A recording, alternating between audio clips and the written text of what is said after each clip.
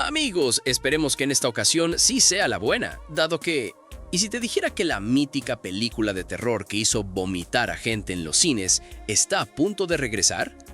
Y no solo eso, va a estar protagonizada por una de las actrices más poderosas de Hollywood. Y el tipo que la va a dirigir es literalmente el maestro del terror psicológico de nuestra generación. Sí, están a punto de resucitar a El Exorcista. Y amigos, yo ya estoy nervioso. ¿Qué onda, mi gente? Aquí tu compa geek de Renerdo, su geek de confianza. Y hoy traigo una noticia que ya me puso la piel de gallina. Vamos a hablar de uno de los regresos más esperados y, seamos honestos, más necesarios del cine de terror moderno. El reinicio total de la saga El Exorcista. Y cuando digo reinicio total, no me refiero al tipo de reinicio genérico que Hollywood suele hacer, donde reciclan ideas viejas con actores nuevos y esperan que nadie se dé cuenta. No. Esta vez estamos hablando de algo diferente, algo que, si se hace bien, podría revivir a la franquicia. Así que agárrate porque hay mucho que contarte. Corría el año 1973.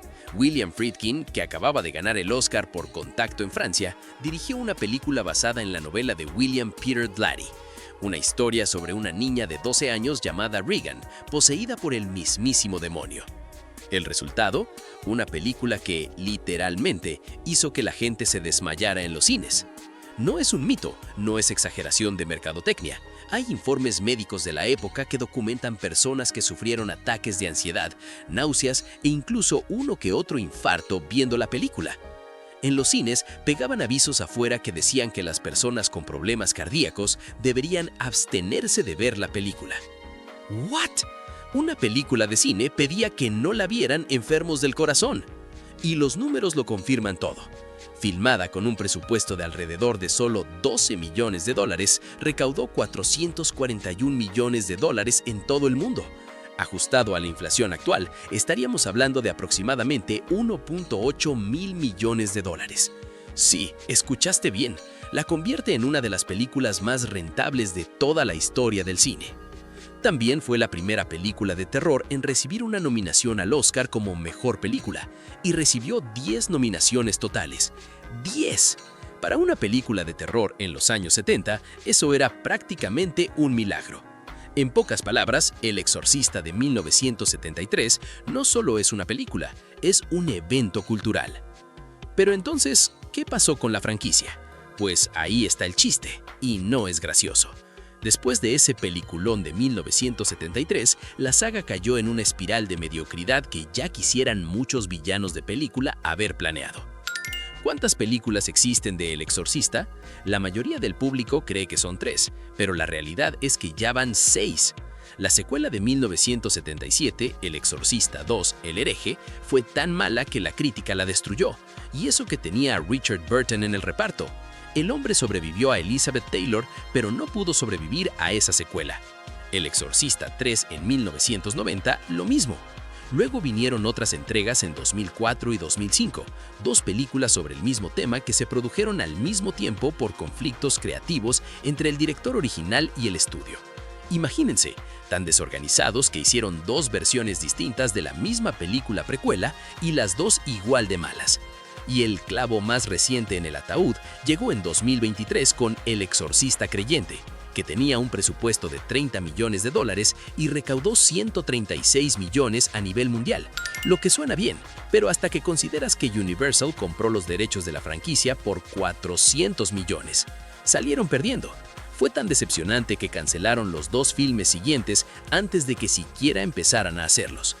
El fracaso fue tan total, tan absoluto, tan sin vuelta atrás, que Universal tomó una decisión que en Hollywood equivale a apretar el botón nuclear. Darle carta blanca total a un cineasta externo para hacer lo que quisiera con esta franquicia. Y ese cineasta tiene un nombre muy conocido entre los fans del terror. Señoras y señores, geeks y cinéfilos, el hombre detrás del reinicio se llama Mike Flanagan. Es el responsable de algunas de las series de terror más aclamadas de los últimos años: La Maldición de Hill House, La Maldición de Bly Manor, Misa de Medianoche y La Caída de la Casa de Usher. El hombre tiene un talento único, combina el susto con la profundidad emocional. Sus historias no solo te asustan, también te hacen llorar, te hacen pensar. Y eso, en el cine de terror, es rarísimo. Y el propio Flanagan lo dijo en una entrevista con The Hollywood Reporter, y cito: "El Exorcista es una de las razones por las que me convertí en cineasta, y es un honor tener la oportunidad de probar algo fresco, boldo y aterrador dentro de su universo". Y también dijo algo que me erizó los pelos del cuerpo entero: "Veo la oportunidad de hacer la película más aterradora que he hecho jamás". El hombre que hizo Misa de Medianoche dice que esta puede ser la más aterradora de su carrera. Amigos, me emociono solo de pensarlo. Además, Flanagan no solo dirige, también escribe el guión. ¡Ojo! Y sobre el título oficial, que ya fue revelado en el sitio de Red Room Pictures, se llamará El Exorcista Mártires. Solo el nombre ya da escalofríos. Ahora hablemos del reparto, porque esto también es una noticia bomba. La protagonista de El Exorcista Mártires será nada más y nada menos que Scarlett Johansson, la señora Viuda Negra en persona. Según las fuentes, Johansson interpretará a una detective en un pueblo pequeño. Chiwetel Ejiofor, el mismo de 12 años de esclavitud, quien aparentemente interpretará a un exconvicto que se convierte en pastor, un personaje con capas, con conflictos, con historia. Diane Lane, la de Bajo el Sol de Toscana, y Lawrence Fishburne, sí, el señor Morpheus de The Matrix en persona. Los rumores dicen que podría encarnar a un policía. El rodaje comenzó en marzo del 2026 en la ciudad de New York y la fecha de estreno está confirmada para el 12 de marzo de 2027, un fin de semana de Spring Break en Estados Unidos, una fecha estratégica para maximizar taquilla. Miren, los reboots generalmente me generan la misma emoción que un lunes por la mañana, pero este es distinto. Primero, Flanagan tiene libertad total. No hay ningún ejecutivo diciéndole ponle más sustos. No hay ninguna trilogía preplaneada que lo amarre. Esta película no tiene conexión con ninguna entrega anterior. Es una hoja en blanco, y con una hoja en blanco un escritor de verdad puede hacer lo que quiera. Segundo, Flanagan entiende el terror de verdad. Sus historias no dependen del susto fácil, del ruido repentino, de la música estresante antes de que aparezca algo. Sus historias te aterran porque te hacen sentir algo, te hacen identificarte con los personajes. Tercero, Universal ya aprendió la lección, y cuando los estudios pierden dinero así, o cierran la franquicia para siempre, o le dan un cheque en blanco a alguien que de verdad sabe lo que hace. En pocas palabras, si alguien en este mundo puede devolver a la saga El Exorcista su lugar en el Olimpo del cine de terror, ese alguien se llama Mike Flanagan. Y el 12 de marzo de 2027 lo vamos a ver con nuestros propios ojos.